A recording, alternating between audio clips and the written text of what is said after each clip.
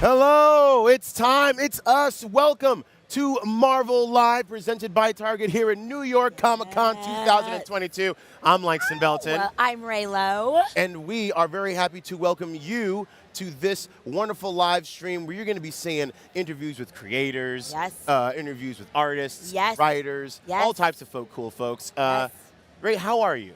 I'm incredible. I don't even know where to start. As you know, this is my very first New York Comic-Con. I am overwhelmed is an inappropriate thing to say because I am all here for the overstimulation in every way possible, but there is so much to see, and not just at the whole con, in the Marvel booth alone. It is a lot. It's fun because we've been here for a while. This is also the first time we're getting to host again. It really is. Really awesome. I know. And I get to experience that through your eyes. So I want to ask you a little mini interview, if you will. Yeah. What's it like? So seeing like the Marvel fans and like all the cosplay and stuff.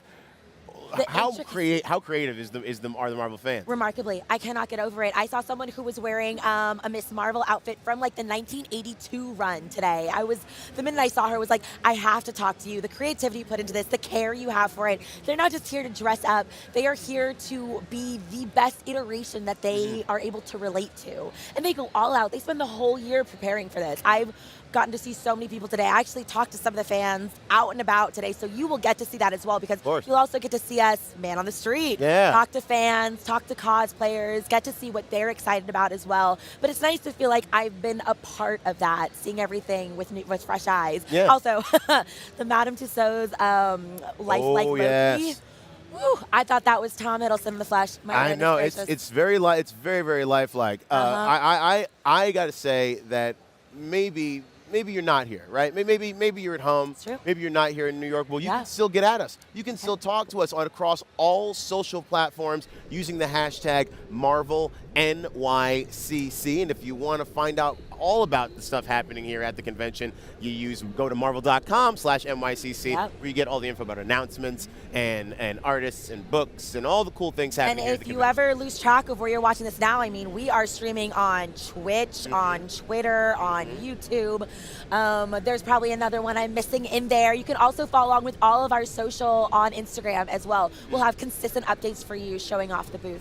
Yeah, and it's not just the booth. I mean, speaking of the booth, the beautiful Marvel booth, we are back with the beautiful, you might be able to recognize the beautiful Marvel stage. Right now, we're actually having an awesome signing with Adam Kuber and Brian Cosby. So how to draw live. Right, that's pretty cool. So tune in now. You'll see, actually, you know what? Yes. We can talk about the Marvel booth. We could. We could show it. So let's take a look at this Marvel booth here at New York Comic-Con 2022.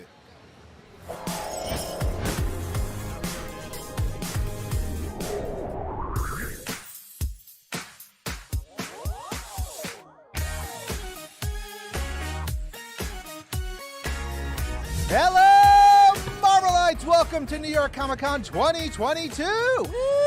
All right, so we're here at the Marvel booth. We want to show you some of the cool things, the cool sights, the cool sounds. We gotta check it out. We gotta go look at it. Let's freaking go. Yeah. Let's check out some cool stuff.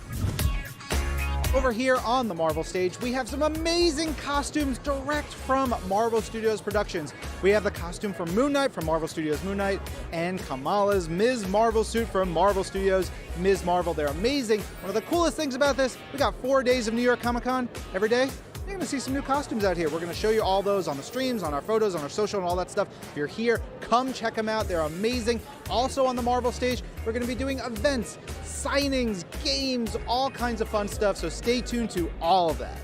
We were not kidding when we said everything was large and in charge. I am here with some life-size members of the Marvel Hall of Heroes. I got Loki. I have got the Black Panther.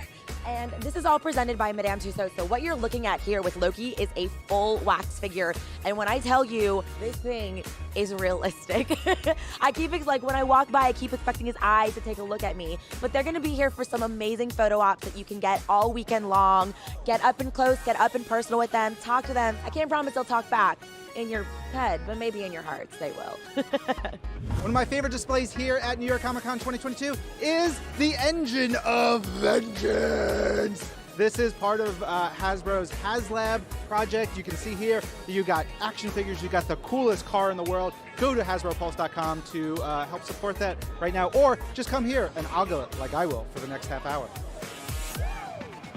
And here we are at the illustrious booth 2261. Do not forget that number, 2261, where we have all the best merch available all weekend long. We have incredible t-shirts. There's also the one that I'm coveting the most is there's a Rogers the Musical t-shirt. I have to get one of those before it sells out to y'all. We also have some exclusive toys. We've got pins, we've got patches. I mean, like we said, we are making full use of the 600 square feet of space in this. We packed all the best things that you need. So again, if you want merch, come down to booth 2261. And we have a photo opportunity for Marvel Studios' Black Panther Wakanda Forever, presented by Target, where you can see here, you can pose with some of the stars of the film, and you get a really cool little pin with, a QR code on the back. I guess you gotta come check it out. All right, so much cool stuff. We have a lot more to show you over the next couple of days. But of course, if you're gonna be here at New York Comic Con, you wanna see the Marvel booth and the Marvel merch booth, where they gotta go?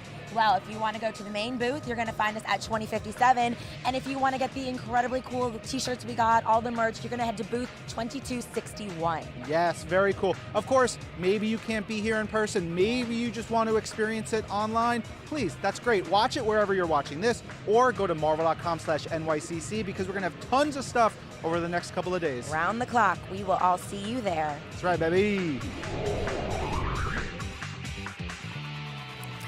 Do not ask how many t-shirts I already bought. I don't want to talk about it. I want to ask how you were there and now you're back here at the same time. Silver Surfer. You don't know how fast I am. We're making moves, folks. Listen, right now the booth is live, as you can hear in the background, so we don't want to waste any more time. We're going to toss it over to the stage at the Marvel Live Draw with the one and only Adam Kubert and Brian Crosby.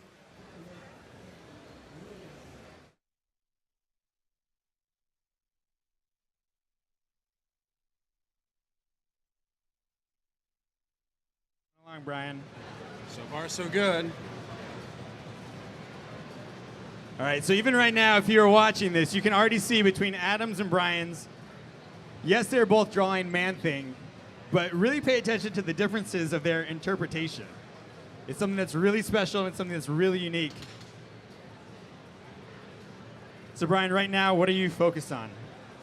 I'm trying to lock in kind of the right side. Again, as a lefty, I want to make sure I get this side first, and then I'll make my way over to the the other side of the character. But I want to work in some of the background elements, some of the swampy kind of ripples in the water, the bubbles in the swamp, all that.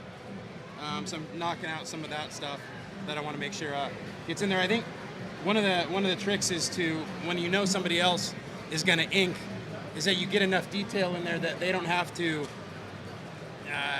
interpret or guess, do a lot of guesswork. So I want to make sure there's enough in there for Adam to kind of do his thing and make it his own, but at the same time, give him enough information that I want to convey in the piece. Yeah, does that make sense? Yeah, absolutely. So it totally makes sense that you want to make sure you don't leave anything essentially to the imagination to a certain extent. So you don't want, you got to be clear that we're drawing Man-Thing first and foremost for whatever your inker is going to be doing. Right. But you also want to let them put their artistic stamp on it when it comes to the ink, so that way they can just enhance your work, right? Because it really is a collaboration that's going on. Yeah. But I think what's really cool that you touched upon is that you're not just focused on the Man-Thing, the character, but how does he integrate to his environment? Because that's when like the real storytelling goes next level, right? Because you're going to have his pose, and he's going to have a certain mood, but then how is he interacting with his environment? And that's when you start getting into some really, really cool storytelling, which I know you're very passionate about, and that speaks to your background of themed environments and so forth. Yeah, no, before I came to Marvel, I was involved in creating themed environments for Disney parks, and so it was certainly, that's something that as you mentioned, Mikey, I am passionate about, making sure that there's some storytelling there. We understand where this character comes from and all that. And so I don't think you have to do a lot. I mean, because he kind of looks like a walking swamp. But just a little bit, just a nod to it, I think is fun. No, I agree. And one of the fun things I imagine when you're drawing Man-Thing is that it's fun to leave a lot to the imagination. Like, you don't have to define every detail. There's some mystery involved with the character. So you want to let the audience kind of interject and play with that.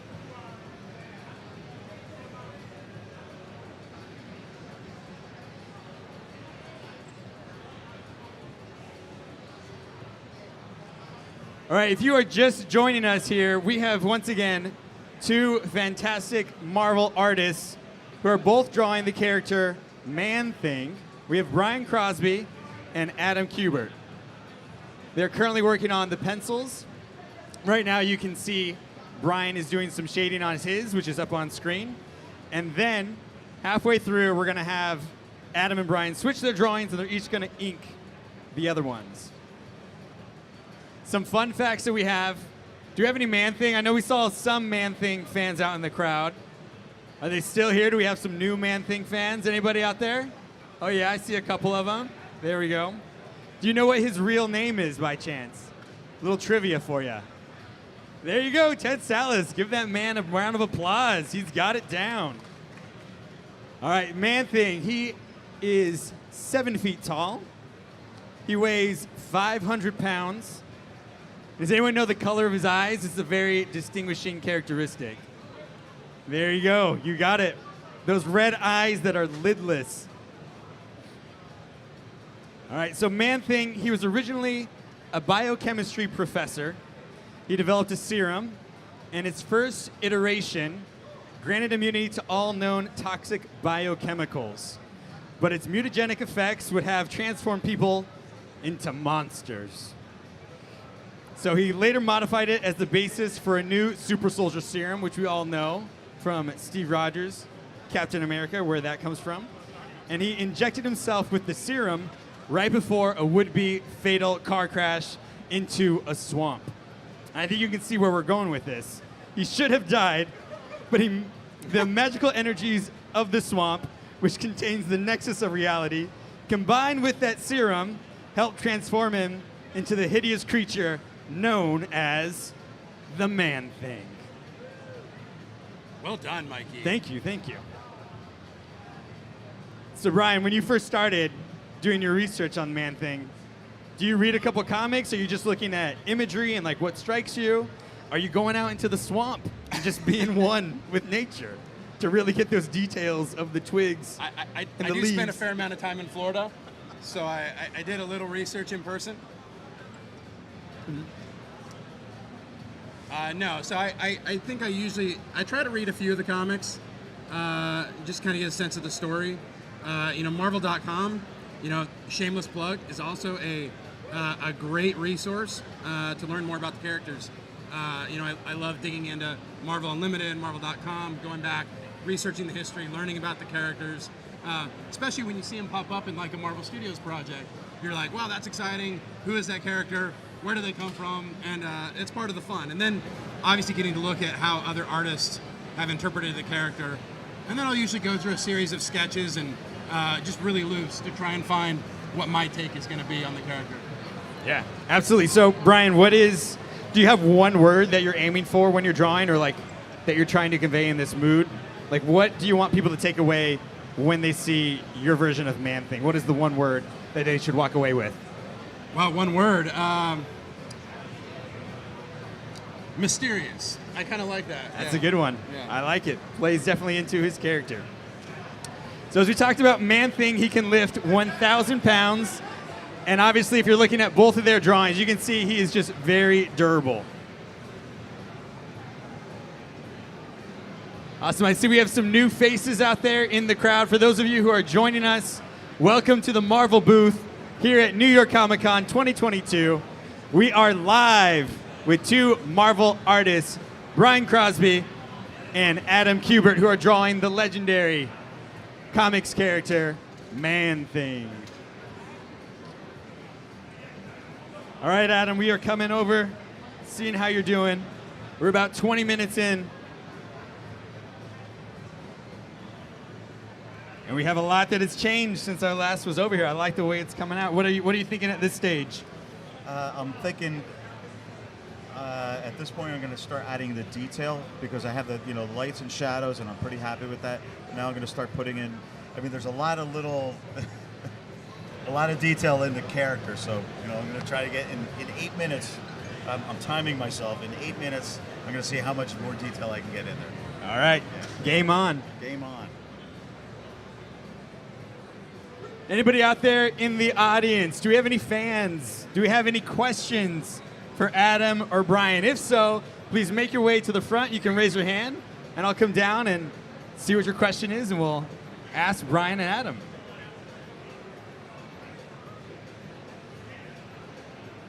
All right, Adam, I'm going to ask you the same question I asked Brian. Okay. What is the one word that you want people to walk away with after looking at your drawing of the Man-Thing? Cool. Cool, I like it. It's always good. And then same question for your research. Did you go into a swamp to get connected with Teddy Salas, the Man-Thing? I go into a swamp literally almost every day. No, literally. Now in Florida, where I'm living right now, we have paths that go through the swamps. Yeah. And when I walk through there, I feel like I'm in Jurassic Park. Yeah. So yes, I go through the swamp quite often. There you go. You heard it here first, live on the Marvel booth stage. Adam is that dedicated to his craft that he'll go into the swamps to draw a Man-Thing. I'm not that dedicated. A little asterisk on the dedication. Yeah.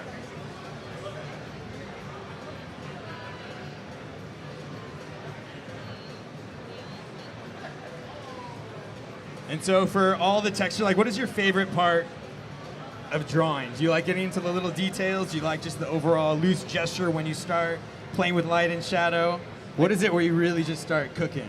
I think what happens when I get past the sucky stage, because the beginning of any drawing, it sucks. You know, when it starts to look pretty good to me, that's when it starts to feel good.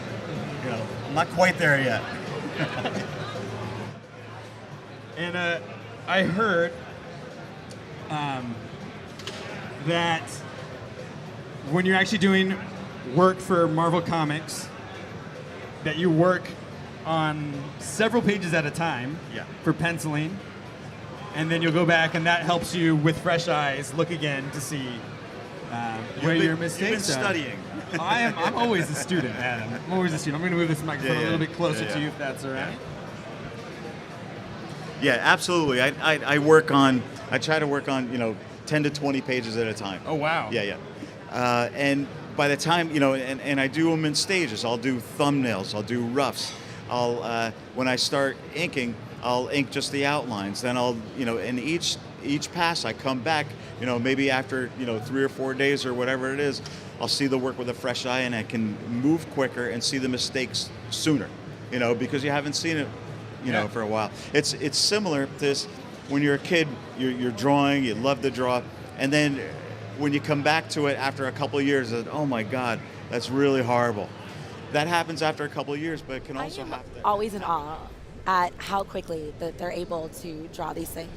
I mean, seemingly out of nowhere, we now have I know, we have two man thing. Yeah, we got the things of men things. Men things. Men things. And of course, in a minute, Brian Crosby and Adam Kubert are going to switch drawings, and they're going to then ink the other's drawing, which is a completely different art process, which again is really awesome to see live here on the Marvel stage. See that process that makes all of our favorite comic books come to life. When do you ever get to see that, especially from like esteemed artists? You know what I mean? Usually you're buying a finished product. But to be able to watch this in real time, I just can't believe.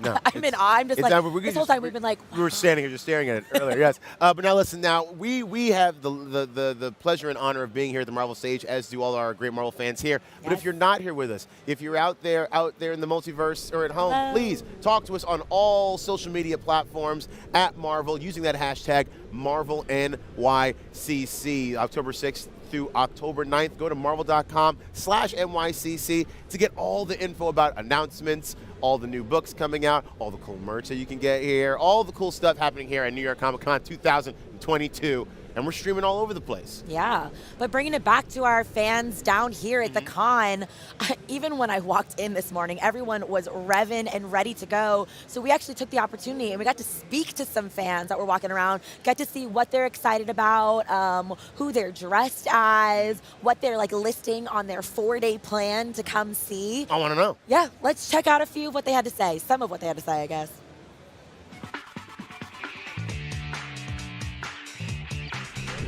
Hi, my name is Amanda. This is my first time at Comic-Con, and I'm extremely excited I can't wait to see everything here. I don't even know where to begin. It's my first time. I'm dressed as Miss Marvel, 1980 version. For people that might not understand, Iron Man is my favorite all time. I have a 2-bedroom that's covered in Iron Man stuff. That's how much of a geek I am. And I'm so thrilled. I can't wait to meet everybody here and new people, new experiences. And I'm just completely excited right now. Hi, I'm Gus Gonzalez. I'm here dressed as America Chavez at New York Comic Con. I'm going to be for all 4 days. I'm super excited to see all the great offerings Marvel has to offer this year. This is about my 10th Comic Con coming here. So I'm just super excited to be here, super happy with the fans, and see what you guys have here to offer this year.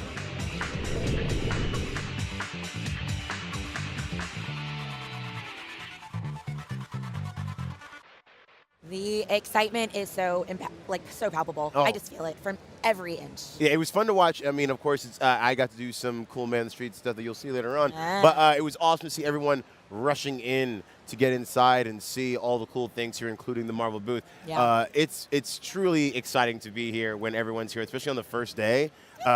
It's a fun time. It's New York. It's my hometown. It's great. It's great. I live an hour from here. It's fantastic. So as you know, we are live right now. We're going to be live for a very long time today in the next 4 days. So we are taking comments from you. So if you want us to read any of them, as we're about to do now, make sure that you send them in through YouTube, through Twitter, wherever you can reach our hashtag. We want to hear what you're talking about, and we want to be able to address the questions that you have for us. Such as? Par exemplar. From YouTube, what is it like at New York Comic Con? Well, I will say it's interesting because, you know, as having gone to both Comic Cons on both coasts, New York at the Jacob Javits Center, it's a little bit more cozy. It's a little bit more, it's like cool. It's like the thing's a little bit lower. So like when you walk in, it's not so expansive like the San Diego Convention Center. Yeah. It's really cozy and nice, and like especially around like the concourse out here. I'm giving you all the architectural.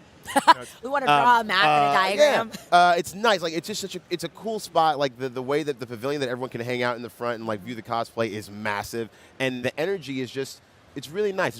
It's again, the word I keep using is cozy. Yeah. I mean, I do like that. I like that when I was exploring the whole floor earlier, every time I was walking, I was next to a new booth, and there was so much to take in. You don't feel like you're getting space in between. You're like overwhelmed with how much there is, and not in a bad way, just in an awe-inspiring way. Yeah, and it's very calm. You get the calming rhythm of walking down the aisle, seeing your booth and veering off. It's very nice. It's very nice here at Comic Con. But also, just when anyone walks onto the red carpet of the Marvel booth, and the instant what is the word I'm looking for? Giddiness? Excitement? Giddiness. Yeah, that's the best word that breaks out into everyone's faces. I mean, as you saw on the Marvel booth tour, we have the Wakanda installation where you can actually take a photo, and it looks like you're in a toy box. Mm-hmm. I've always wanted to be an action figure. Everyone's been running straight to that. I've always wanted to be an action figure. Yeah. If you were an action figure, what would be your pose? What would be your little action figure if I'm in box, it's probably something hands at sides. I mean, it's tough.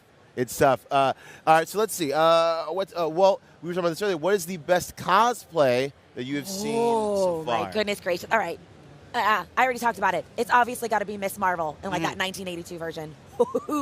Just like, she was so excited about it. And she even had to call it out because she was so scared no one would be able to reference what she was wearing. It was like, Mama, you were at the place where everyone would know exactly who you're dressed as. You can't go anywhere and feel like you're niche. There's so many niche things that we've already seen here. I saw they're around here. There is a wonderful, it's nice to see them getting along, Dr. Doom and the Thing. Yes. And they are awesome. The Thing is, like, you can see it's like big, like very like animated, like big arms. And the Dr. Doom has a speaker on the voice, so it really does sound like the voice is coming out of this mechanical thing, and it lights up. Dr. Doom and the Thing are hanging out. They called a truce for the weekend, and now they're chilling out. Listen, for all the Marvel fans out there, you're going to want to check out something really, really cool. If you want to be a part of Marvel Insider, check it out.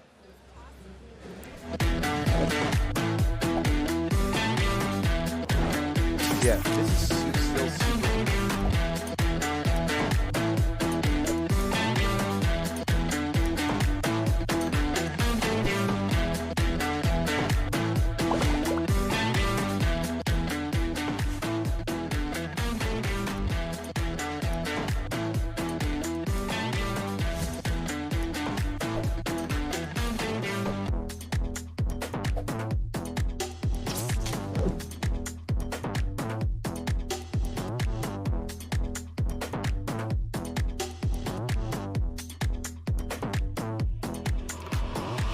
So if you haven't already, make your Marvel fandom official by joining Marvel Insider.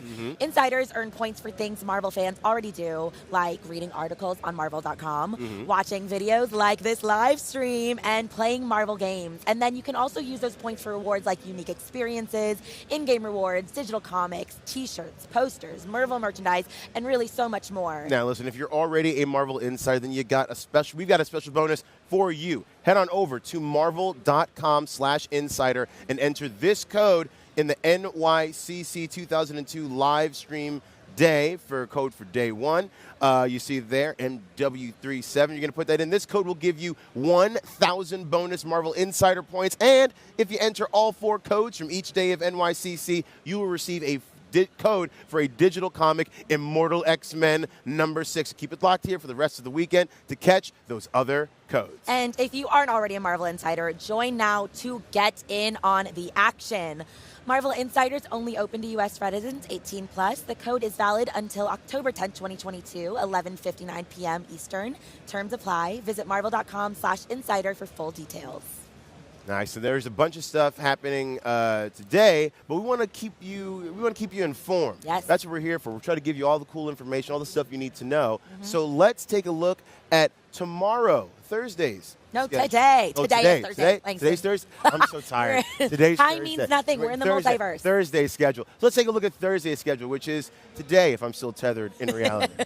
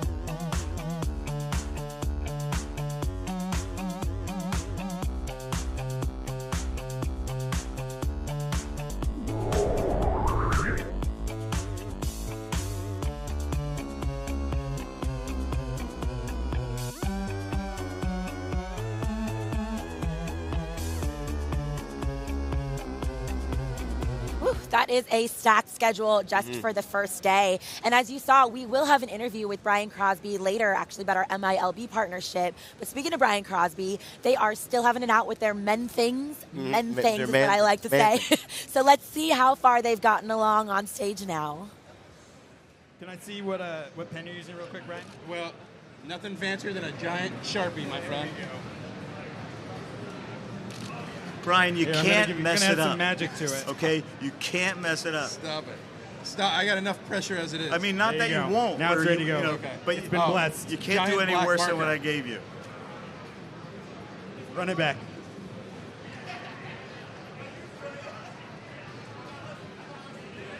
I just hope this black marker holds up.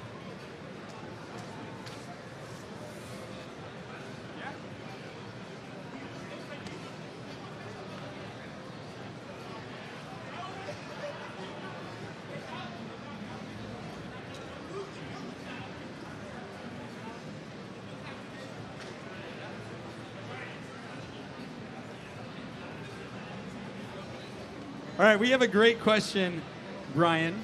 Okay. One of our amazing Marvel fans would like to know, when you start with your drawing, do you go from the background to the foreground, or do you start foreground to the background? What is your process? Well, it's kind of like drawing a character's body for me. It's kind of all one. I'll sketch it in lightly. I start with the character. That's what I enjoy drawing the most, and then go to the background. But I'm always thinking about the whole thing holistically. Trying to bring it all together. It's a legend right there in the front row.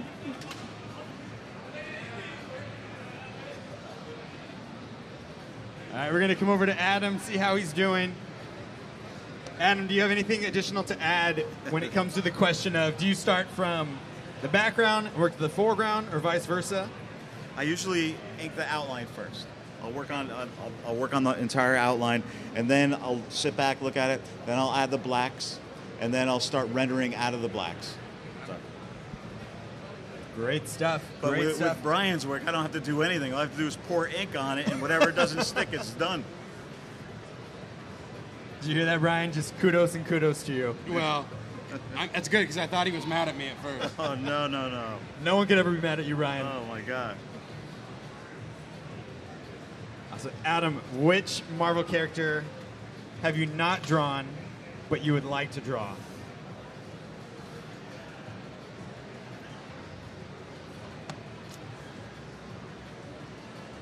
I'm trying to think.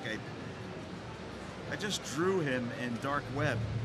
Shit, who was it? Is this a spoiler for Dark Web? What is that? Is this a spoiler for Dark Web?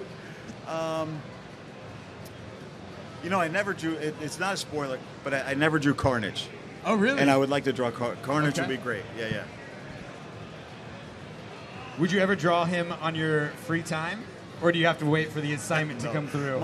This is my free time. Well, thank you for being here. This is free time. To tell you the truth, I'd like to do some Star Wars characters. I've Okay. never done them. All right. Yeah. You heard it here first? Yep. We have Marvel Comics that go into the Star Wars universe, so Yep. who Yep. knows? Once again, if you are just joining us, welcome to the Marvel booth, New York Comic Con 2022. How are we doing? There we go. It's so great to see. I see you have your portfolio. Nicely done. We have some artists here with us. We have Brian Crosby, the director of Marvel themed entertainment development here, drawing the character, inking the character, I should say, Man-Thing, drawn by Marvel comic artist Adam Kubert. And then we have the legendary Marvel comic artist Adam Kubert inking Brian Crosby's work for the first time. We have history in the making right here. Once again, if you're an artist out there, if you have a question, feel free to come on up. More than happy to ask it to Brian and Adam on your behalf.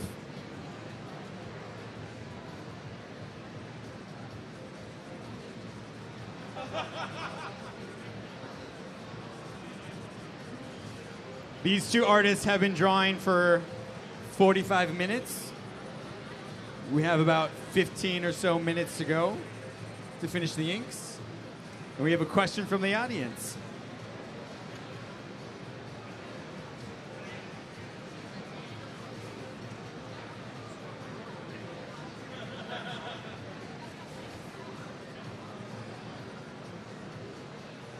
All right, we have a question from a Marvel fan. Brian, they would like to know, when you're inking, how do you go between the bold lines to the thin lines? Do you start with the bold and then do the details later? What is your comfort on that? I usually start with kind of just big shapes. You know, try and find the big thing. I'll usually do a kind of a. I don't typically do it this way. Adam's got a lot of black in this image, so I'm really finding these black chunks and inking them in. But usually I'll ink with like a 0.5 or something like that, and do kind of the outline, find the big chunks, and then go in with the details later on. Did that answer your question? Kinda? Yeah. Okay. Thanks for the answer, Brian. Sure. I'm gonna move this just slightly. So I think it's really cool that we have the real world process of what it's like to draw a Marvel comic. You have one artist who will pencil it, and then it goes to the other artist who's the inker, and then finally you'll go to the person who's going to color it and the letterer. In the case of Adam, he also pencils and inks at the same time, so this is something he hasn't done in over a decade, so he said. But he's moving right along.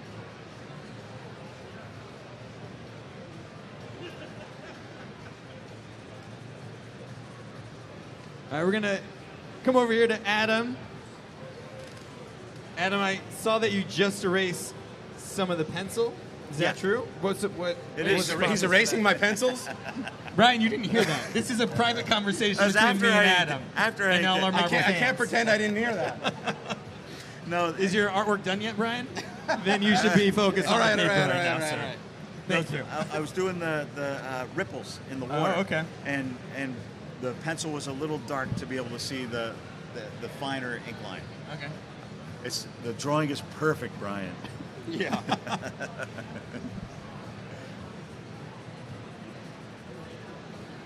No, it's coming along so well. Thank you, Mikey. You're very welcome. And it's one of those things that you can just watch people, like when you have any subject matter, when there's two masters who are working at their craft, it's just something that I'm in awe of watching. Like I could watch you draw all day, Adam. Brian, I watch you draw all day sometimes. I never get tired of it. It's really just incredible to see your talents on full display here. So Mikey's being very kind, but Mikey is a tremendous artist as well. Thank you, sir. Thank you. Yeah, I was talking to Adam earlier. Oh, we have one question. We'll get to you in just one moment. But I was talking to Adam earlier, and I actually, when I was growing up, when I was a young lad, I would look to his artwork, and as a way to develop myself as an artist, I would try and copy his panels from Ultimate X-Men, which is on Marvel Unlimited. If anybody have Marvel Unlimited, it has over 30,000 digital Marvel comics spanning the 80-plus years of Marvel history. So go check out his run among of the many other runs that you have done, but your work on Ultimate X-Men was truly inspiring. I admired how you drew the hair on Wolverine, the hair on Beast, and it's something like, when you get to that level of artistry, you know, I feel like that is really iconic to you and your interpretation of it. Because I start looking at what is people's hair all over, and you start really looking into these details. Okay, how does one artist interpret it, and what is my interpretation of that same subject matter going to be? Which is what we're doing here today, where we have two versions of the Man-Thing. Yep. All right, we have a question from the audience. Do you ever trace the pencils, or you just go for it with inks? Are you ever that bold? I think tracing is the wrong term. I mean, you're actually interpreting the pencils, because pencil and ink are two completely different things. So you know, you can never trace a pencil because ink is different than pencils. So, I mean, yeah. And then do you like working with brushwork or fine detail? You go back and forth? I actually go back and forth. Okay. Yeah. So, I mean, the drawing is done when the deadline hits. That's when it's done. And the deadline is going to hit in 10 minutes or so? And it'll be done. 15 minutes. You Easy, easy. 15 minutes Yeah, until then. don't shortchange us there, Mike. All right, we have a question from one of our fans in the Marvel audience here at the Marvel booth.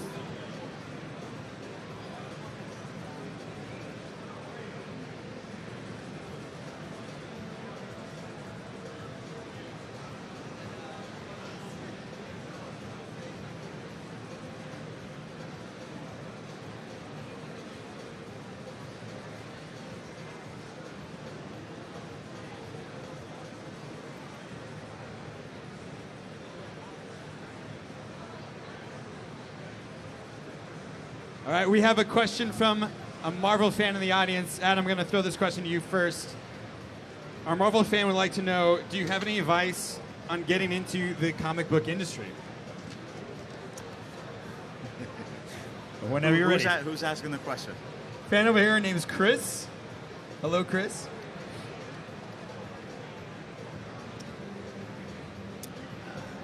You have to show your work around.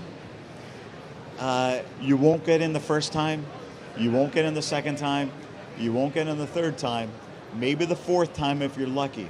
But you have to keep, the object is being persistent, being in the right place at the right time. And after you get your first job, you have to produce. The first job is the hardest. But what's harder than that is the second job. The third job is harder yet. You have to keep doing your best work. So it's not so much getting in, but staying in. Does that make sense? Yeah, that's great advice. Thank you, Adam.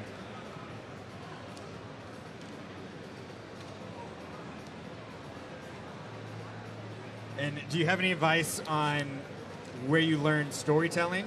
So I think it's one thing, you need to know how to draw. So you need to learn your basic anatomy and how to draw a landscape, but when do you learn storytelling effectively? Well, I happen to have the best teacher in the world. My dad was a legendary comic book artist, so I learned from him. But if you don't have my dad and he's not around anymore, just look at your favorite, by reading quality stories, reading quality narrative art will teach you. There are guys like Alex Toth like Wally Wood, you know, Alex Raymond. These guys can tell the story, you know, and copy what they do. There's nothing wrong with copying. There's nothing wrong with tracing. You don't want to use it as a crutch, but you want to keep it as how to learn and how to get better. You know, you don't want to copy all the time. You don't want to trace all the time. But to get from point A to point B, there's nothing wrong with it. Yeah. You know? Absolutely. Do you have any, I know you need to finish drawing, but real quick, do you have any books that you would recommend to Chris and any fans who are out there who are learning about drawing and storytelling? Learning about drawing, one of the best books is by Andrew Loomis. It's a figure drawing book called Drawing for All It's Worth. It's a difficult, I think they have PDFs of the book around. Brigman, How to Draw Hands is great, but really drawing from life is the most important thing. Sketching all the time. I keep a ballpoint with me. I mean, like you saw, I am sketching and drawing regardless of where I am. If I'm sitting at a restaurant, rather than picking up my phone to start, you know, seeing what's happening, I'll just start drawing. But I don't draw anything. I have to look at something that's interesting for me. I'm not going to just draw because, hey, you know, I got to draw because I want because I like it. I got to draw something that strikes me. You know, whether it's an interesting person, whether it's interesting composition, whether it's interesting shadows cast on a building, whatever. You know, and the more you do that, that'll implant on your mind, and maybe later on you'll be able to somehow call it up. You know, when you're drawing, you know, at your desk. Yeah, absolutely. We're going to change this battery real quick, so you gentlemen have time to really hone in on that inking. But Adam, just to comment on what you were saying, I think it is so important to always be sketching wherever you're going, because if you're going to be a comics artist, I think anything is on the table that you'll have to draw, whether it is something that you see from a dining. Marvel is the world outside your window, so you could have. Hello, welcome back to the Marvel Live Lounge, presented by Target. We were checking out the Marvel Live Draw stage event with Adam Kubert and Brian Crosby. They are both drawing the character Man-Thing. They're currently inking each other's drawings, and we were talking about this off camera. It takes a lot to draw a comic book image. It does. I mean, what's crazy is, you know, it's one thing to be an amazing artist, a sketch artist, but then to be able to ink and paint on top of it, that, I mean, there's different divisions for that in general. And these guys are doing it in 20 minutes, 40 minutes. And you think about the fact there are usually more than one character interacting, and, you know, the word bubbles and all that stuff. So, again, truly an amazing feat to see out there on the stage. But you know what?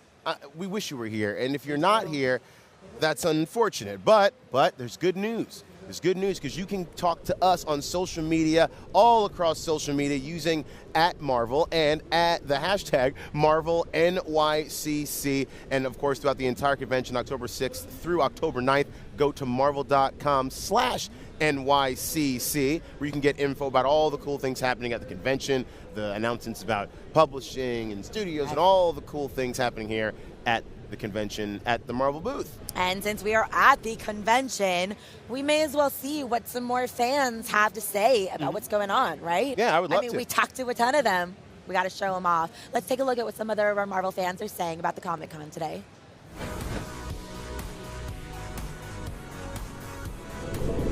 Hi, I'm Rachel. I'm here at the New York Comic Con. I'm so excited to be here at the Marvel.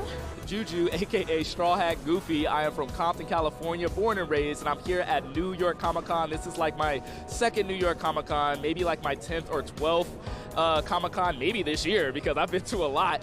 But it's just so good to be here. We're at the Marvel booth. I'm having such a good time. Marvel's one of my all-time favorite things. What's up, y'all? We from Chicago. We out here in New York. It's your boy Blackie Chan. My name Blackie Chan. This is Support Hip Hop. I'm having a great blast. I mean, this is my first time here. You know, we're here because of the VV family, and you know, kind of fell into the Marvel universe and comic book collecting because of it. So I'm really excited. You know, it's awesome.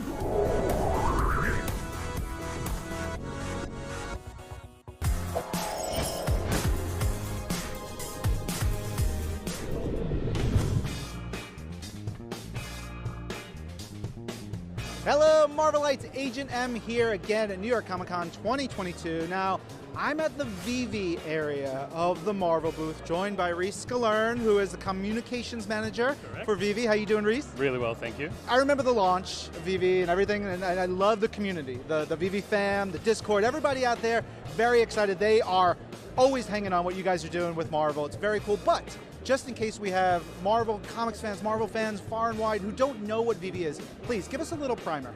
Yeah, sure thing. So VV is a premium digital collectibles experience, and it's really ushering in a new era of collecting and putting that experience into your pocket. So you can carry that around, show it off to your friends, collect fully readable AR digital comics, premium 3D models, interact with these things in augmented reality, and really maintain the mint condition of your collectibles. Yeah, I have a lot of photos of my 3-year-old with various of my VV collectibles. I have like a Spider-Man hanging down from the ceiling. I have a Sam Wilson Captain America. So I've used it. I love it. It's great. It's very cool. But specifically, why are you guys here today and throughout New York Comic Con? So we're here obviously celebrating New York and celebrating Comic-Con as Marvel's official NFT partner. We have a whole bunch of amazing drops. If anyone's taking part or already has the VV app, you can already collect Daredevil, dropped earlier today. Tomorrow we have Amazing Spider-Man issue number 42, the first appearance of Mary Jane Watson, the first full appearance. Saturday from the Avengers we have Loki's Scepter, and Sunday the Master of Illusions, Mysterio. Ooh, good drops, good drops. Now tell us, fans who are going to come here, and we'll show it in the video. There's some statues, different things. What are the Marvel Mighties? The Marvel Mighties are this beautiful line of collectibles that are only available on the VV app. Come and check them out if you're coming down here. I'm sure we'll show some footage of them as well. Just a really exciting new line from Marvel that we're doing together. Now, you mentioned the drops. Just you as a collector, one drop that if you had to have out of all the drops at New York Comic Con, what's the one for you? Look, I think Loki's Scepter, actually. Yeah, the third Infinity Stone to be available on VV. I think it's worth checking out.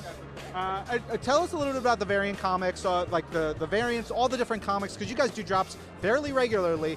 A little bit about those for the Marvel fans. Yeah, we absolutely do. So 2 or 3 comic drops per week, and each one comes with 5 variant covers of differing rarities. So from common right through to secret rare, exclusive cover art from a range of Marvel artists as well. So there's a lot of items that are only available on VV that I think comic collectors will really love. All right, Reese, thank you so much. So much cool stuff. You guys, check it all out. You can download the VV app on the Android App Store, on the iOS App Store. It's awesome. Get in there, get collecting, and have fun. Have fun. Yeah, exactly right. Thanks, guys. Really appreciate it. Enjoy New York Comic Con, everybody. Hello, y'all. I am here with the Jim Zub, who is a prolific writer, artist, also art professor. It's true. I hear. How do you know these things? It's like I do my research. My goodness. Hello. How have you been so far? I'm We're good. on the first day of Comic-Con. New York Comic Con, we still have energy. I know. It hasn't ground us down to powder yet. What do they say? It's a marathon. It ain't a sprint. It Not is. in for the long haul. It is. Okay, we have so many exciting projects to talk about that you have been working on. I was just telling Jim that actually his former run for Thunderbolts was the first time that I had ever invested into the Thunderbolts series, which is so exciting. So to see you coming back, which you are, I'm spoiling it if no one knows. Lightning strikes twice. Yes, I'm back on Thunderbolts, and it is a joy. What's it's a real it been joy. like? It's awesome. I love the concept of Thunderbolts. This version that we're doing now in 2022 is quite different. Yeah. So it's like kind of a redemptive kind of arc for the team as a concept. Yeah. So in Devil's Reign, Kingpin was mayor of New York City, and he had drafted his own team of supervillains that he called the Thunderbolts, deputized them, and they were corrupt to the core. Now Luke Cage is the mayor of New York City, and he wants to redeem the Thunderbolts name. They're legally on the books as the official superhero team of New York, so it's easiest for him to sort of expedite that process, cast a group of heroes to fill that role. He can't be the team leader personally. He's got to run the city, so he ends up drafting Clint Barton, everyone's favorite, Hawkeye, to make it happen. And Clint is going through a bit of a midlife crisis. He's trying to figure out who he wants to be. He wants to get back to that, what he thinks of as his pure kind of time when he was leader of the West Coast Avengers.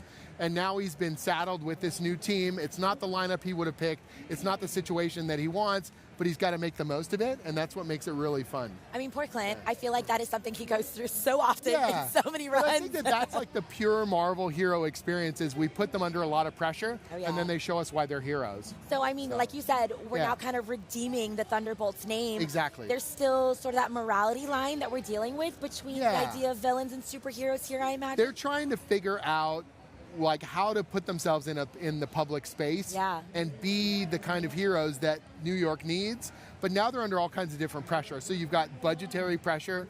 They're part of New York City budget. They're also they have to be in the public space, so they have a PR person that's trying to make them look good. And it's this interesting kind of thing of, can they do their job effectively under all these, eyeballs, under all this kind of added pressure? Luke Cage is literally trying to sell them to the public. Clint he's a very effective hero, but is he the right leader? Is he the kind of guy who can do a press scrum, and all this kind of stuff? And it's been a ton of fun writing the characters. I love writing team books. I've done Avengers, I've done Champions, I've done Uncanny Avengers, Thunderbolts. Like the team kind of dynamic and the sparks that come into play around that is what I really enjoy about the Marvel Universe. So, I love that there is a team dynamic, but I do have to ask, do you personally have a favorite on the new Thunderbolts team? I mean, we got America Chavez and we got Power Man. Is there one that you like heart to heart lean more towards when writing these? One of the things I love about being in the Marvel Universe is making new things as well. So we've added a new ridiculous hero to the mix called Egro the Unbreakable. So he's like a Kirby-style monster from the 60s brought into the modern era. And he's like weird and quirky and strange. And he might be my favorite character to write because he brings just a really weird perspective to the whole thing.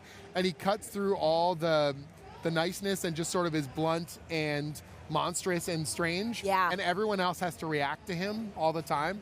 So his interactions with Persuasion is a lot of fun. His interactions with Clint are a lot of fun. He just brings a different kind of something to the mix. So, and you mentioned Devil's Reign with this too, and I know these stories really tie in together. You're working on Devil's Reign Omega, right? So that was the sort of lead into this story where Chip Zdarsky did an amazing job with that Daredevil-centric event and bringing down Wilson Fisk. And now, we did Devil's Reign Omega. That kind of teed up Thunderbolts, and this kind of carries the story forward from there. That's great. It's been a ton of fun to work on. Is there anything else you can kind of tell us about Devil's Reign Omega? Yes. So Devil's Reign spins out a bunch of different things in terms of the Marvel Universe. I know that they've got more plans for Luke Cage, although I can't say exactly what. Thunderbolts is building out of that as well. We'll keep it secret. No one will know. We'll just talk here privately. It's not like there's cameras or anything. But then one of the other things we're doing, it's not a direct tie to Devil's Reign, but there's sort of broader waves that are happening in the Marvel Universe is Ray Fox and I are writing a series of one-shots all around Murderworld. So that is Arcade, the ostensibly X-Men villain, and that kind of game show format of putting people in danger. One of the difficulties with Arcade as a character is that, when you have him going up against superheroes, you know that if Spider-Man's in Murderworld or if the X-Men are in Murderworld, they're going to survive because they're our heroes. So Ray and I set up a situation where Murderworld is going to be genuinely lethal, and we're putting a bunch of characters in there, and some of them are going to die for real. I love tears. And we are teeing up a Murderworld like you've never seen before. The first one is Murderworld Avengers. That's coming in November. Then Murderworld Spider-Man, and who's in there, how they're going to get used, and what ends up happening, I think is going to shock and amaze. I don't want to think about how my heart's already going to hurt. It's going to be great. It's going to be great. This is a story I've been wanting to do for a long, long time, and our editor, Sarah Brunstad, has been amazing, letting us kind of go wild and push the envelope in terms of what we can get away with. So, well, you're no stranger to Comic-Con, and I cannot thank you enough for coming out to talk with us. Before we head out, what are you most looking forward to this weekend? I love seeing readers. It's been like 3 years away from the show. I can't wait to get back into it. Already, just getting to meet readers, talk to them about what they're excited about, talk to them about the stuff I've done on Thunderbolts, my Avengers stuff back in the day, the run I did on Conan the Barbarian. People bringing those comics up, telling me what they love about the books, getting to sign them, getting to meet them. That's why we do Comic-Con, because we all want to have that social experience. It's the best. Thank you so much, Jim. My Say pleasure. hello to all your own fans at home who are tuning in. Thank you so in. much for reading, and I hope you guys are excited for what's coming down the pipe and watching this weekend here at New York Comic Con Marvel Live. Stick around for more.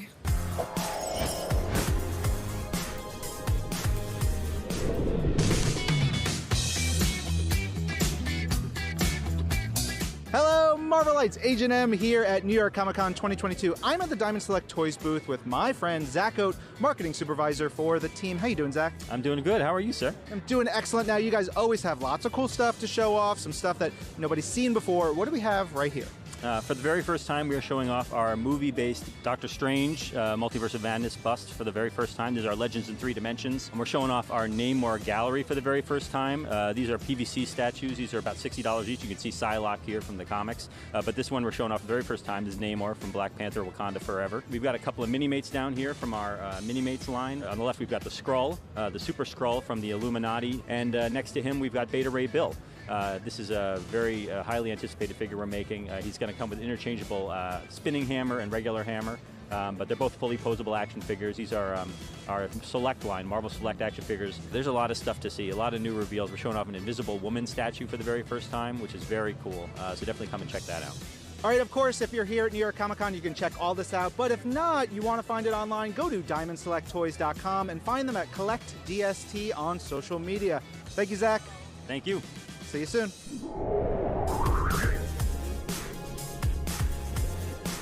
It is always so much fun hearing from our Marvel fans, but if you are not yet a Marvel insider, we want to show you how you can join, so check out the info now.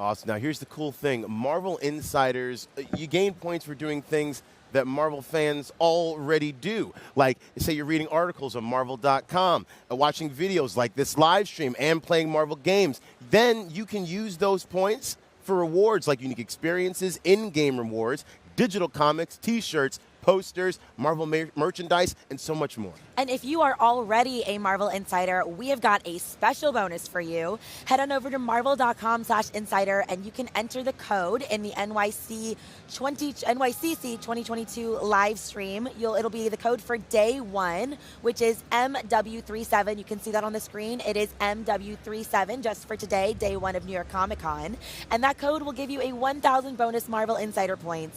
And if you enter all 4 codes from the day of New York Comic Con, you will receive a code for a digital comic, Immortal X-Men #6. So keep it locked here for the rest of the weekend to catch those other codes. Yes, if you haven't already, if you're not already a Marvel Insider, join now to get in on that action. Marvel Insider is only open to U.S. residents 18 or older. Code valid until October 10th, 2022, 11:59 p.m. Eastern Time. Terms apply. Visit marvel.com/insider for details. And we will take a look at some more of our Marvel fans. We got some photos coming up next.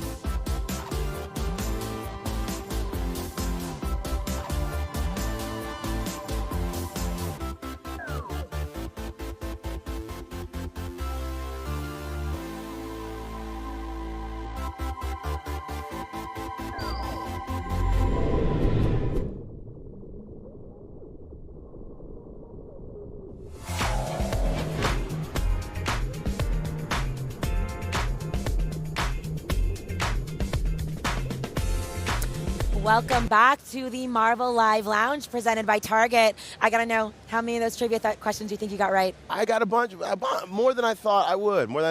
You know, it's always nice. Marvel fans, we always have to test our Marvel knowledge, right? Sure. All those little tidbits of knowledge, what SHIELD stands for, what SWORD stands for, where She-Hulk got her law degree, all that kind of fun stuff. But listen, again, we're having such a blast here, but we know that not everybody is here in New York City. I wish you were. It's a lovely town. Please come visit sometime. But if you're not here at New York Comic Con 2022, don't fret, because you can get to us on social media. That's right. Go to @Marvel on all those platforms and use that hashtag MarvelNYCC to tell us what you're looking forward to seeing, what you like seeing, what you can't wait to see, what you've seen already. Tell us all that stuff October 6th through October 9th at Marvel and use that hashtag MarvelNYCC, and then go to marvel.com/NYCC for all the announcements about all the cool things happening here at the convention. But what's happening at the convention Well, currently? right now we are setting up on stage for an awesome signing for Captain America Cold War, and let's take a look and see how the sauce is being made. Oh, well, there they are. Oh, well, there you see the Marvel booth is alive with Marvel fans getting ready to see this signing. It's crazy because we do have, to some degree, some view. We're on an upper level, and so we can kind of see what's going on. But I did not realize how packed it looks down there right now. I'm getting hyped. Yeah, I mean, it's tough because sometimes we have this like partition behind us, but you still hear the roar of the crowd. So let's take a look at the Marvel booth live, the live breathing organism that is the Marvel booth.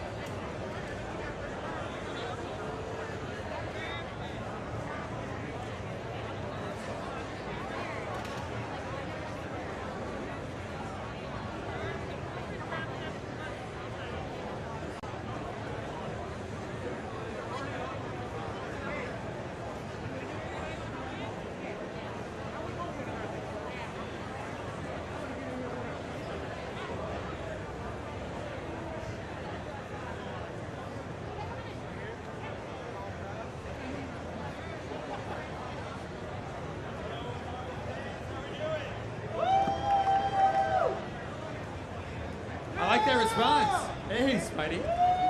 All right, Marvel fans, how are we doing? There we go. Do we have any Captain America fans out there? Yeah. Okay, you all need to come up a lot closer. Make your way to my right, your left, towards the Marvel VV booth. We have an incredible signing related to Captain America that is about to go down in just a few moments. So make your way safely and orderly in a Captain America fashion. We're right over here by the Marvel VV area stage.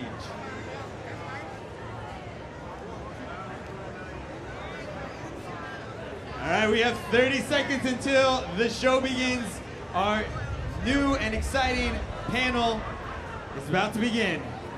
So once again, make your way over right by the Marvel VV. You'll be able to get some personal items, one personal item signed by these amazing creators.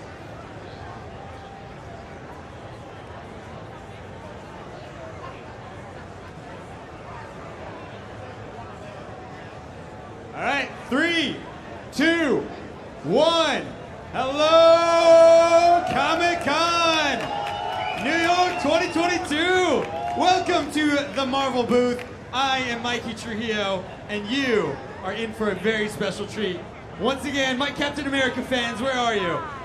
There we go, nice and loud. You want to make your way over here to the Marvel VV section. We're going to have a very special signing where you can have one personal item signed by this incredible team related to... Why are you not here? You know you're incredible. The work that you have done is fantastic. So without further ado, please help me welcome the creative team, the writers of Captain America, Symbol of Truth, Tochi Onyebuchi, and the co-writers of Captain America, Sentinel of Liberty. Give it up. We have Colin Kelly with us and Jackson Lansing. Yeah, welcome, welcome. All three together are going to be riding the epic spring 2023 event, Cold War. How are we doing? Once we get off your wood, can you have your mics right here? All right. Hello. Sorry, I'm not fit like Steve Rogers. I can't just like read all this thing. It's a work in progress, right? Exactly. Yeah. Awesome. Well, thank you. How's the con been so far? Yo. It's my favorite time of year. Easily favorite time of the year. Yeah, this is incredible. We're so happy to be back. We last time that we came to New York Comic Con was in 2019, and the whole job of coming to New York in 2019 for work from LA was we would like to work at Marvel, please. And we came to we had nothing. We came here and we were like, we're gonna meet one editor, and that one meeting. 4 years later, she's our editor on Captain America. Booyah. So like, Give it up. Dreams do come true. Dreams come true right here at the Marvel booth. All right, Tochi, so what can you tell us about Captain America, symbol of truth. What has Sam Wilson been up to? Woo! So Sam Wilson has been, oh man, what has he been up to? He's been putting the pause on Black Panther, for one. They, you know, number 5, they had a little bit of a scrap. Some words were said. Have you read issue number 5? There you go. Make some noise. There you go. Make some noise. Make some noise. Yeah. And if you haven't read it yet, like, yo, it's lit. It's lit. Captain America versus Black Panther. Go get it. Yes. But he's actually getting ready now for a new mission, his second arc. If you've seen some of the covers for 6, 7, 8, you know that there is a certain somebody from his past, from Steve's past, who is making his big return. Nomad, aka Ian Rogers, is back in the picture. I love it. I love it. It's so exciting. Steve Rogers' son, Ian Rogers, is in your book? I mean, I had to take him for a little bit. I had to warm him up for you. I had to warm him up. Yeah, we'll trade him out in Captain America: Cold War. Oh, it's coming. But before we get to that, Colin and Jackson, what has been going on in Captain America: Sentinel of Liberty? Yeah, so Sentinel of Liberty has seen Captain America, Steve Rogers, moving back home to his little Lower East Side Manhattan apartment where he grew up. And as he's getting in touch with himself and his past, he starts to realize that his past is more complicated and fraught than he ever imagined, because the symbol on his shield is not his. It is a mark, it is a brand of an organization that has been pulling the strings since World War I. Welcome to the Outer Circle, a new villain for the Captain America mythos that is starting an entirely new saga for Steve Rogers and Bucky Barnes. And in yesterday's issue 5 of Sentinel of Liberty, everything came down hard between Bucky Barnes and Steve Rogers, fundamentally fracturing one of the greatest relationships in Marvel Comics. We're pushing hard into new story territory on Sentinel of Liberty. We're very excited about it. Jackson, I gotta ask, why would Bucky betray his best friend? Why would you? So let me make it clear. From Bucky's perspective, Steve standing in his way of his goal is that betrayal for him. I want to make it really clear. We're not turning Bucky Barnes into a villain. We're not turning Steve Rogers into a villain. We are putting both of these men up against a problem that can't just be punched, and showing that they have very different solutions for how to handle that. And that's going to create fracturing between their friendship, which Colin and I, as two best friends who spend all of our time together, know a little bit about. There is no one who can fight you harder than your best man. They know where to hit you. And they know exactly where to hit you. And in Sentinel of Liberty issue 6, Bucky's going to hit him there. The heart is where you hit him. You get him in the heart. And also the shield. Also the shield is a good place to hit him as well. Tochi, I think this is why you work alone, right? That's why you don't have a writing partner. Fam, this is why you gotta ride alone, because you can't be showing your belly to anybody like that. Oh my goodness. Oh, it's true. My weakness sits to my right. All right. No, it's lit though. The way that they've been able to make this. The way that they've been able to play this relationship out and take it to totally new territory has been absolutely a wonder to watch. And I'm lucky because I get to hear from them before y'all get to see what they have in store. I am so excited for y'all. Y'all are in for a treat. All right, and you all have to go get that treat. Go get Captain America, Sentinel of Liberty 1 through 5, and Captain America, Symbol of Truth, also 1 through 5. At comic book stores everywhere, digital, on the Marvel Comics app, and look out for issue number 6, which both titles are coming out in the next week. Are you ready for it? Oh yeah. All right. Are y'all ready for it? You are not. You are not ready for it. Let me assure you, you are not ready for it. They're all ready for the signing that's about to go down right now, right? Are you guys ready to get some things signed? You can bring one personal item. Get Captain America swag. Bring it up. Come over here by the red area. Line up, and it's time to meet them. So let's get this started. We will party going. We will sign one of anything that is not your body. Just so it's clear. Spoken like it's happened before.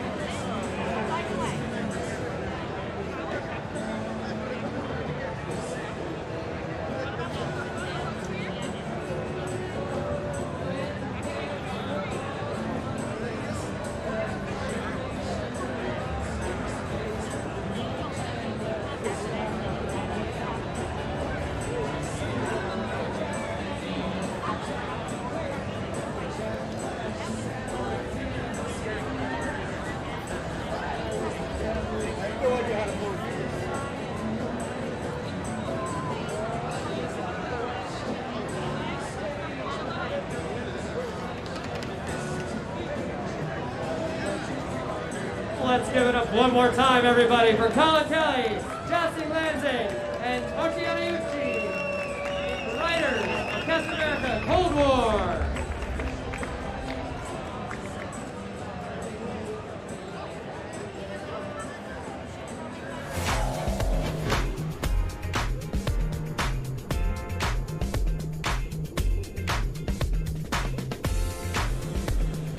Welcome back to Marvel Live.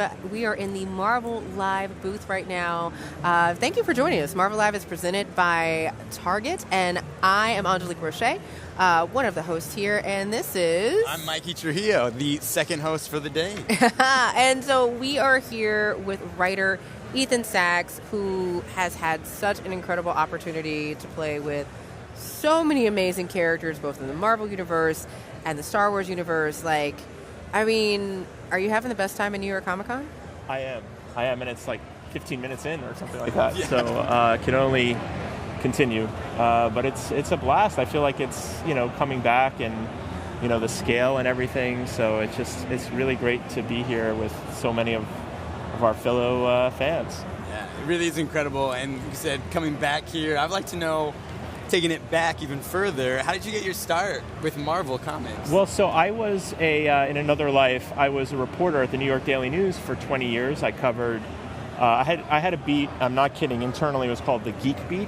And so a lot of it was, sci-fi movies and Star Wars and Marvel Comics and everything like that. And I got to know Joe Quesada for many years, so we became friends. And the shortest version of this is for May the 4th, that Star Wars holiday, I interviewed the actor Paul Blake, who played Greedo. And I had asked him about, who shot first, that contentious thing. And he had this whole almost stand-up routine. He was so funny about Greedo's eyes and, how it would probably miss. But he did say in the script, it said that Han shot first.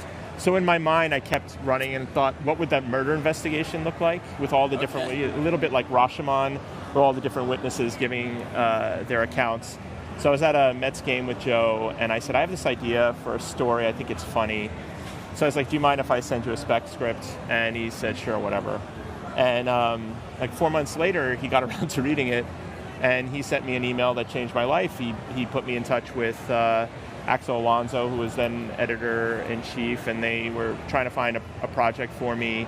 I left the Daily News around that time, and I don't know if it was a midlife crisis or a career change, but I went into comics.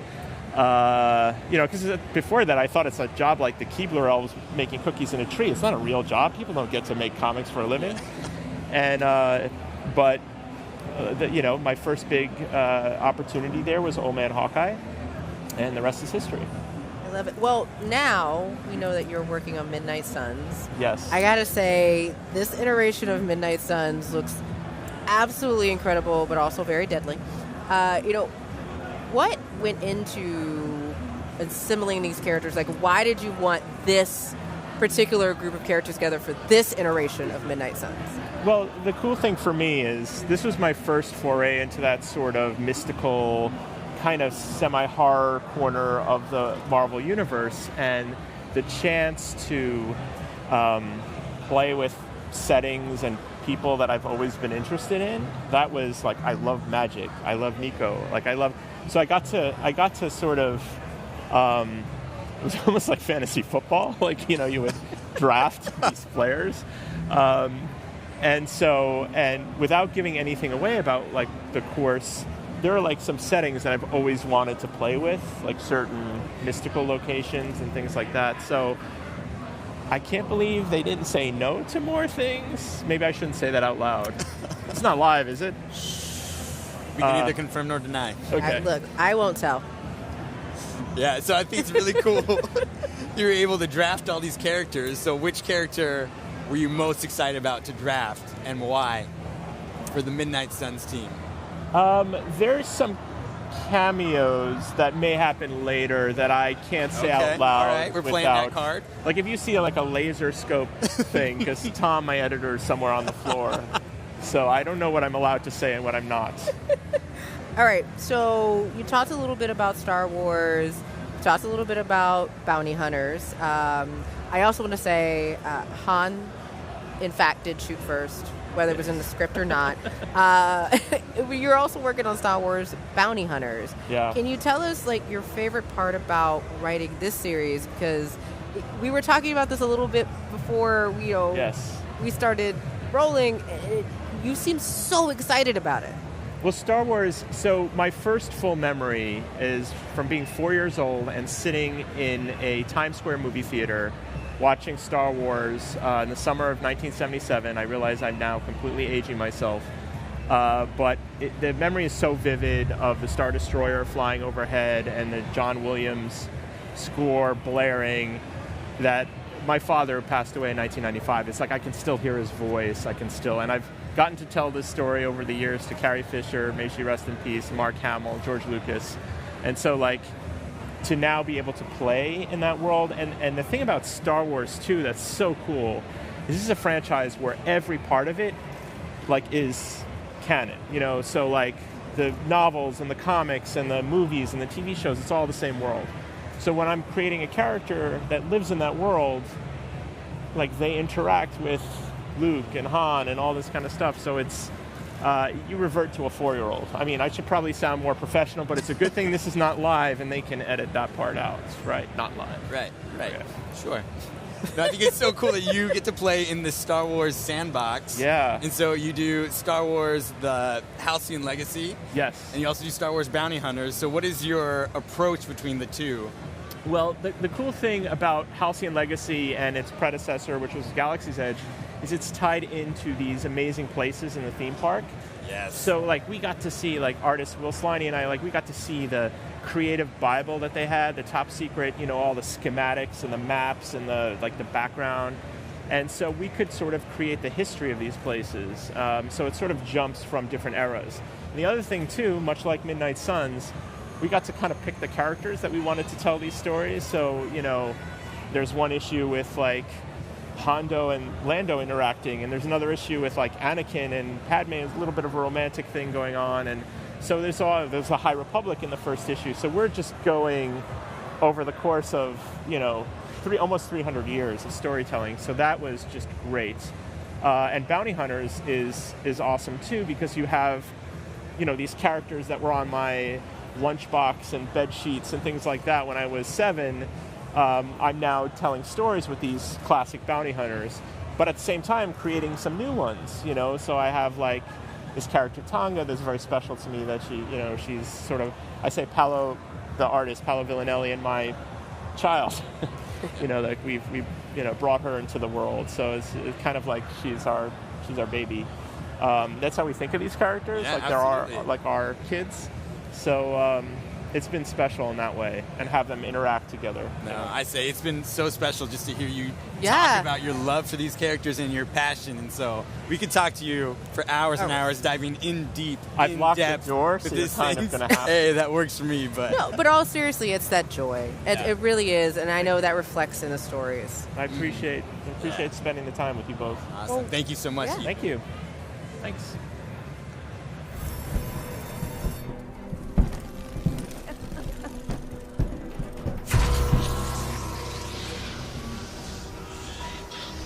If the Midnight Suns are extinguished here, all is lost.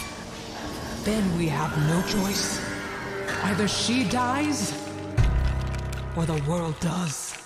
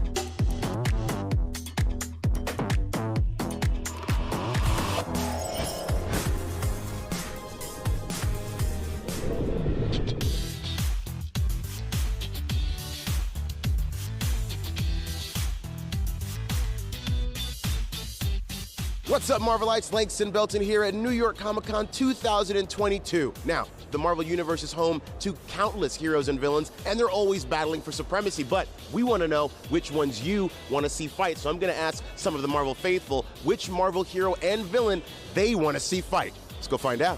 Which Marvel supervillain and superhero do I want to see fight? Oh gosh, which villain and hero do I want to see? It's tough. I would honestly have to say Silk and Shang-Chi, only because we haven't really gotten to see Silk fight. And I'm a kung fu girl, like actually, thanks to my dad, and Shang-Chi can really fight, obviously. So I would love to see that. Actually, I'd want to see a multiverse of two Lokis fighting each other. I think that would be so cool. Oh, that blew my mind just now. I love Doctor Strange. I would want to see him go up against MODOK. I'd say Thanos with the Infinity Gauntlet versus God Doom. Oh, God King Doom. So you just want a battle of all the reality controlling baddies. I think it's just going to be one hit each and everyone just gets destroyed. That's it. Well, Marvel fans, there you have it. Great matches up and down the card and more to come, hopefully, because I want to know from you, which Marvel hero and villain do you want to see fight? Get at us on social using that hashtag MarvelNYCC, and be sure to go to marvel.com/NYCC for all the news and announcements here at the convention. So until next time, I'm Langston. This is Marvel, your universe.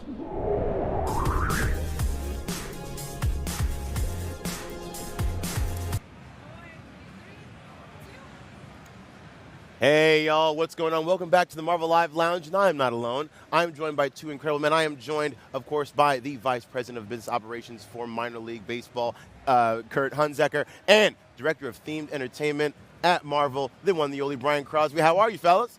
We're good. Well, this is great. This is fun. New York Comic Con. You look fantastic. Dress the part. I know, right? We should have. I mean, we didn't plan this. No, I know. It's kind of embarrassing. We just both wore the yeah, same. it's a little embarrassing. Yeah, it's really exciting. Embarrassing or sweet? So sweet. I think so. This is actually the reason why this works. Like the creativity, the storytelling. We don't even have to talk to each other. We know exactly how to dress. It's like Bluetooth. Yeah. So first, how has the convention been for y'all so far? What's it like being back in New York? Well, it's been awesome for us, just because of the buzz of the program and then the rollout of these identities today. Fans are coming up to us. They're just like, this is perfect. This is exactly what we would expect this partnership to do. Yeah. No, it's great. It's great to be back in New York Comic Con. First time in 3 years? Right. And this is a great crowd. It's Marvel. It's New York. It feels like home team. And with the minor league baseball partnership that we have going on, man, we are so excited, and we're so excited to finally reveal this stuff to the fans. Let's talk about it. Yeah. So, using the comic book lingo, give us the origin story of Marvel's partnership with minor league baseball, and tell us about the defenders of the Diamond program. Well, that's actually the root of where all this started, because in baseball, the origin story of Aaron Judge and Albert Pujols and everybody getting ready to start the playoffs tomorrow, they all started in minor league baseball. I mean, they grew up playing minor league baseball, coming through the system, and so that was a pretty easy starting point when we first started thinking about how awesome could this be to bring, these two storytelling companies to life. Yeah, absolutely. I mean, and we're all sports fans. We're all baseball fans at Marvel. Me in particular. We've been doing a lot of pro sports activations, Marvel Superhero Days, but we really wanted to do something big, something different, something over the top. And the partnership with minor league baseball, we wanted to do just that, really do something exciting. So I think we have it. I think we've got something cool. I think so Yeah, too. so tell us about these incredible logos that we're going to be seeing being revealed soon. Yes, correct. That's right. Yeah, these are the first 8. So these were today was the starting point. We figured no better place to do it than New York Comic Con, like you said, coming back for the first time in the last few years. So starting today through November 17th, we're going to roll out all 96 identities that Brian and the team at Marvel designed. And our clubs will wear these on field starting in 2023. So next season, fans, baseball fans, Marvel fans will be able to see these on field in our ballparks across the country. Yeah, it really was it's a completely different position for us to be in at Marvel. Usually, when we do sports activations, we're trying to bring Iron Man or Thor or Captain America, whoever, into the game. In this case, we're on the other side of the table. We said, what if we took these 96 different minor league baseball teams and kind of did the Marvel spin on it? Like, how would we redesign their logo, their iconography? So really made them the client that we were trying to satisfy. And it was a very interesting, very different process, but a ton of fun. Daunting at first. Yes, of when course. When we thought about 96 new logos that we were going to have to create, we all kind of looked at each other like, are we going to do this? I think we're in, and man, we had a blast doing it. Nice. Now, you were talking about the design and infusing like the Marvel voice and that Marvel energy into logos. What was that like in terms of finding, like you said, the word identity, the identity of each team that maybe didn't exist before? It's like, what's it like going like, oh, what does this team represent? What is this club going to be like? What should that logo be? Yeah, so it was a really comprehensive process. We had a living document, essentially, where we had all 96 teams listed out, and then we figured out, what are their primary colors, what are their secondary colors, who is their mascot, what are their core attributes, what are some of the attributes of the city. And so we looked at all of those things, and I think the easy answer would have been, just turn all of them into superheroes and, put a cape on them or whatever. We're like, I don't think we want to do that. Like, maybe if that feels right, we can do that, but I think we wanted to dig a little bit deeper into each of these and understand why these teams have chosen these mascots, and then try and infuse, like you said, some of that Marvel pop, some of that Marvel energy into it. Nice. The crackle. Nice, and the crowd. I like that. The old Kirby crackle. Now, That's right. Kurt, I'm gonna Sally put you on the spot. 96 teams. I'll say, what are some of your favorites that you've seen? So, what are some of the ones that you saw come out of the House of Ideas, and you're like, the name lives up? So this is like asking me which of my two kids I love the most. I know. Going to answer it the way I answer it. I love everybody equally.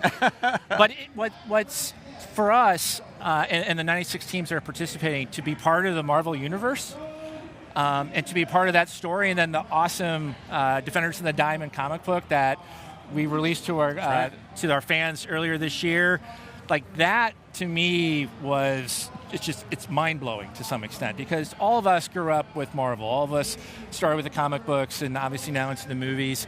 And to be a part of that universe, that's why this collaborative process, especially in the creative end of the 96 teams working with Brian and his team, this was super serious and awesomely fun at the same time, that's why we looked at each other like, I hope this works, because we had huge ideas about this, and the fact that everybody worked together and got it done, and you're seeing the beginning of it. I mean, just wait until mid-November when we had 96 hats stacked up. That's what we're looking forward to. Now we know this is their hats, and sports fans, and Marvel fans, and comic book fans. There comes collecting, right? It's collecting. So what are you excited for the fans to see when these new logos debut and these clubs start wearing these logos come November?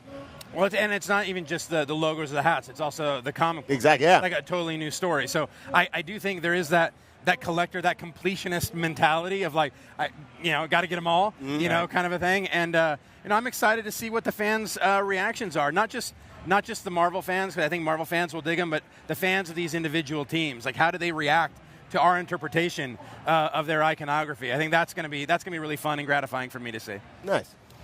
For me, it's going to be how many of our, not just the local fans, but like this is Lansing. There's some people all over the country buying Lansing just because that's an awesome Marvel design. Yeah. And that's, for us, is part of how the national scope of minor league baseball. We have 120 total teams across the country. 96 are participating in this program.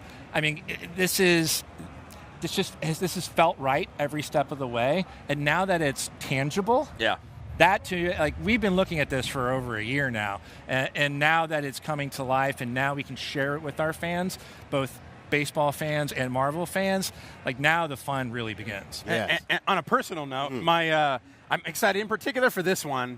The Midland Rockhounds. My brother Bobby Crosby is the manager of the AA Midland Rockhounds. So not only did I get to design their logo, but he's going to wear their gear. Yeah. So that's going to be really fun to see Bobby wearing the Marvel Rockhounds gear. That's awesome.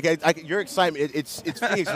So listen, I want to take over the live stream right now. It's Marvel. It's baseball. Right. It's awesome. Tell the fans where they can get all this, where they can find all the information about the Defenders of the Diamond program, the comic book, all these amazing logos. Where can they find all this information? So we built a special portal on MILB.com for all things Marvel as the rollouts continue today, tomorrow here at Comic-Con, and then all throughout October and November. Fans can see all 96. You can sign up to be the first in line to get the merchandise when they go on sale on Friday, November 18th.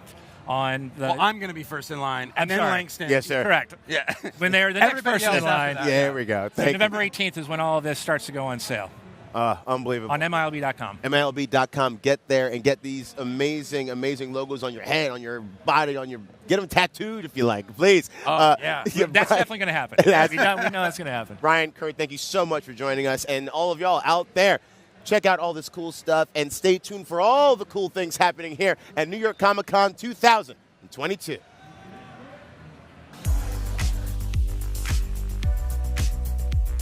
Hey, New York Comic Con! Hello. It's my first Comic Con here in New York. We're having a great time. My third. Shout out to the Scarlet Vision Discord server. Woo! Love you guys! We love you. We miss you. Mwah! Hi, my name's Al. I'm from Northern California. This is my second Comic Con. I am juiced, but I'm a big Marvel fan. What I'm interested in, honestly, for this Comic Con is just seeing the cosplay, honestly, and being a part of the Marvel booth again and seeing what's going to come out, if they got anything new from the last one in San Diego Comic Con. But other than that, no, it's just being around good people, being around nerds, man. I freaking love it, man. Like, hey. I'm Darian. I'm from Oregon. I don't know if I can top that. I think he said everything that we need to say. We're very excited to be here. Love Marvel.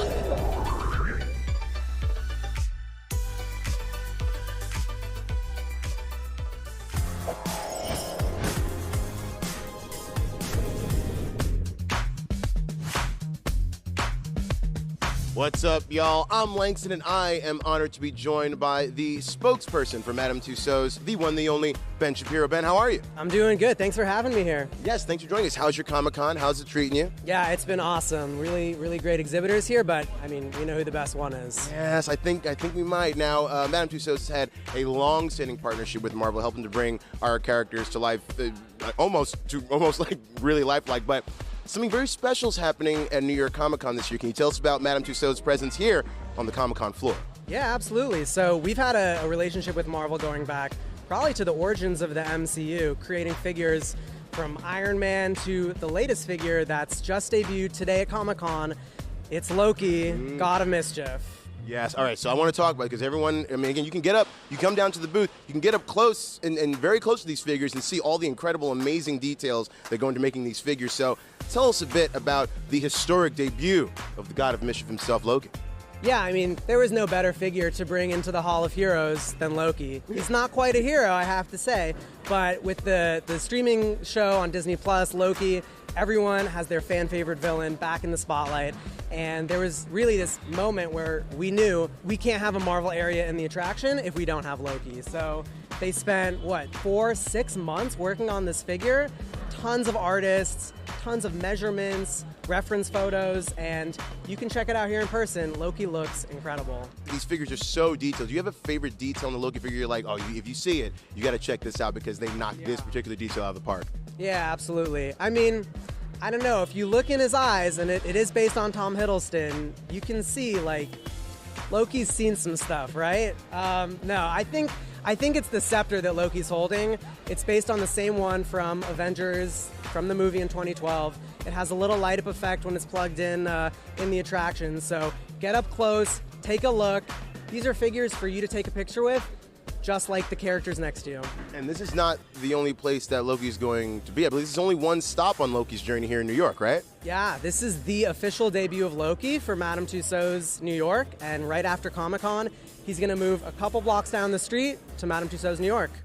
And of course, that is not the only figure that is here at the Marvel booth. We have as well the King of Wakanda himself, the Black Panther. Yeah, it's true. Black Panther's going to be here. The King has arrived. I see you have your shirt on, so we're in the spirit. There's no better character to bring right now than Black Panther. Everyone knows the movie comes out next month.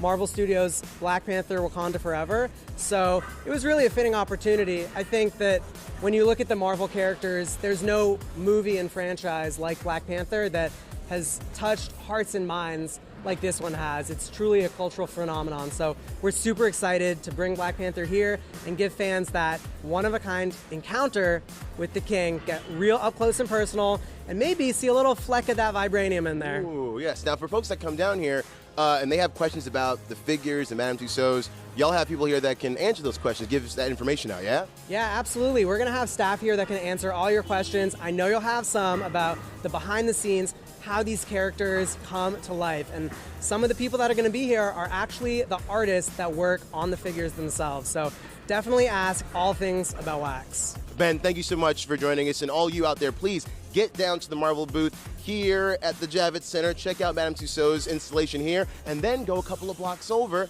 to check out Madame Tussauds' Times Square location, because it is the coolest. I go there often and frequently because it's fun to see all my favorite Marvel characters. Ben, thank you so much for joining us. Yeah, of course. We'll see you there.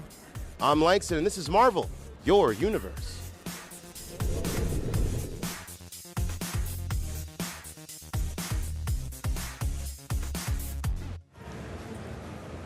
Welcome to Marvel Live, presented by Target. We are here in the Marvel Live Lounge. I'm Angelique Roche. And I am Mikey Trujillo. And, you know, it has been an incredible first day here at New York Comic Con 2022. And I want to encourage all the fans out there who are watching on the live stream, who are looking at social media and seeing those posts, to connect with us. You know, make sure you are sending all of this stuff. You can go right now at Marvel, literally on Facebook, Twitter, YouTube, Instagram, Twitch. We're even on TikTok, and use the hashtag MarvelNYCC. Absolutely. And one more thing, if you haven't already, before the day is through, you have to make your Marvel fandom official by joining Marvel Insider. Well, and one of the things I love about Marvel Insider, I'm glad you said that, because it's not just Marvel.com. No. It's not just these amazing articles that you get, you know, talking to our creators, talking about the brand new books coming out, but it is literally also live stream, unique experiences, in-game rewards, digital comics, t-shirts, posters, I mean, literally, And today we have the Insider code. So if you log into marvel.com/insider and enter the code MW37, you'll be able to get some exclusive special bonuses just for you. But you've got to do it fairly quickly, because that code will give you 1,000 points of Marvel Insider points. It'll also get you, you know, all these other incredible things. And not just today, but we're going to have a code for every single day during Comic-Con. And of course, Marvel Insider is only open to U.S. residents 18 and over. Code valid until today, 10/10/22, 11:59 p.m. Eastern Standard Time. Terms apply. Visit Marvel.com Insider for the full details. And once again, we just want to say a huge thank you to the fans. Yeah. And we hope that you come back again. Watch us tomorrow live at 2 p.m. Yeah, we got a lot more stuff in store here at Marvel Live from New York Comic Con 2022. I'm Mikey Trujillo. I'm Angelique Roche. And this is Marvel, your universe.